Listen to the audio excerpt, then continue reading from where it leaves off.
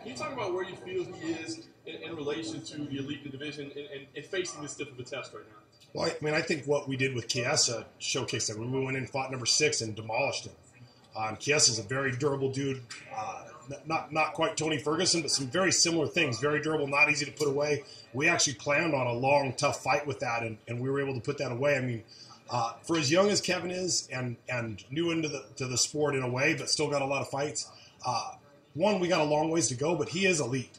I've worked with a lot of athletes over the years. I've had guys in the UFC coming up on 18 years, and he is one of the top athletes I've ever worked with. His mental strength is very good. And like he even said, in between rounds, he's a very smart fighter. He's able to listen, make adjustments, and go out and put those corrections in on the fly. So I feel like we've earned this shot. This isn't something that we're in over our head. We're very well prepared. We've been working for this since we started working together 4 years ago, and we expect to go out and win a belt. Can you talk about prepping for a guy like Tony Ferguson? I mean, such a unique skill set. I mean, creative, kind of hard to predict. I mean, how do you get ready for a guy like that? Well, I think the biggest thing is in any fight, you can go down a rabbit hole with that, trying to prepare for everything somebody might do. And our goal, honestly, is to go out and lead the dance. We're not out there to let Tony and see what we can do to defeat what he's doing. We're going out to push the pace. We're going out to set our game plan in motion and make Tony fight our fight. And we've spent 80+% of our time making that happen. Now, Tony does a few unique things that we've spent some time addressing and working on, which is important to do in every fight. But I feel like some of the mistakes other guys have made is they've tried to go out and beat Tony at his game. And I'm like, why are we fighting his game? He's world class at that. We're going to make him fight our game, and that's what's going to be the difference. And last thing for me, I mean, you said that Kevin is world class and he's special. What is it about that makes it special? I mean, is it just God-given natural ability? Is it a work ethic? Is it intelligence? I mean, what is it? I got to say it. You know. I don't know how you put your finger on that. Some people have that it. They've got the charisma. They've got the confidence. They have that self-belief. If I could make that happen and I could control that, every guy would have it. Every woman I work with would have that. But it's not everybody gets it, and not everybody can ever have it. It's a special gift, and it's part of what makes a champion. I saw that in Kevin from the beginning, and it's only shined brighter as time has gone on. You've referenced the beginning a couple times. Like, can you talk about the first kind of interaction you had and just what your thoughts were when he walks into the gym, or however you came about meeting him? Yeah, I mean, he was coming off one loss with Iaquinta. I didn't know him a ton. I was fairly new to Vegas myself, and we were getting the team going back at Extreme Couture. And we got a chance to work together and had some good chemistry on it. And he liked it. He was looking for a place to land and a head coach. So we sat down and talked. He actually asked, hey, do you mind if I bring my dad down? And we went, sat down and had some coffee and set out a game plan. Like, hey, let's give it a go and make sure we fit, which was a big thing to me. I want to make sure, when you're going to go into battle, there needs to be a certain chemistry to go a long ways. So we said, let's work on it for a little while. And we've had a hell of a run. We fit very well.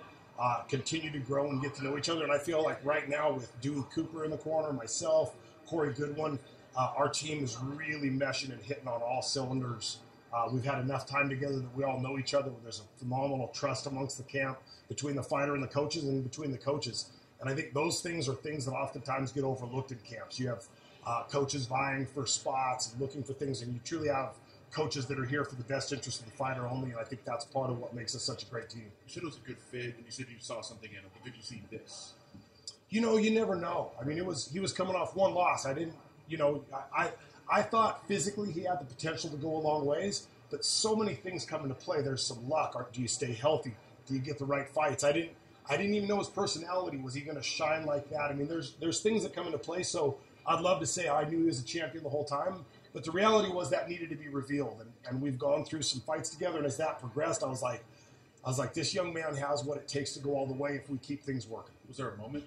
Was there like one time where you're like, I couldn't tell you. No, I mean, it was that feeling that starts to build, and you start to look at it and go, man, we're making headway. Oh my God, he did this, and you know what I mean. And really, I think when it really clicked was 4 fights ago, and we started going out, and he started mixing his whole game.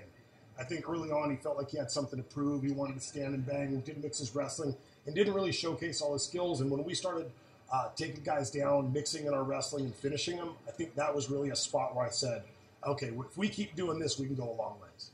There's kind of a thought process out there that like when he's 28, 29, he'll dominate the division and he'll be a champion, that kind of thing. Right now, he might not quite be ready. He might not quite be there. Is there any danger at all to maybe we don't take a time to stop? Maybe we don't go this far. Maybe we're jumping out too far with him and maybe ruining confidence, that kind of thing. If he loses, is there any thought like that? Well, I mean, you could lose any fight. I mean, when we got Chiesa, people thought we were in over our head.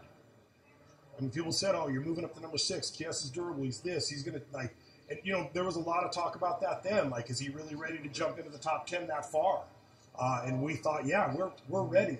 And I mean, so could we lose this fight? Well, yeah. I mean, there's always a chance of losing a fight. That's always an option. Do I think that's going to derail our career if that's what happens? No, I don't think so. I think when you get an opportunity to fight at this level and you're prepared and mentally prepared, you got to go out and do it. And I think this fight favors us. I think Kevin's coming in with nothing to lose. I think he's got a lot of things that people haven't seen yet. And I expect us to go out and make a showing that'll make people believe her, and I expect to take a belt home with him. Just one question. 106, 174. Does that concern you at all? No. We've done this every camp. He's a huge dude. I mean, I would venture to say Tony's probably not a lot smaller at this point. I mean, you're talking about the big guys in this division, and they all have tough weight cuts.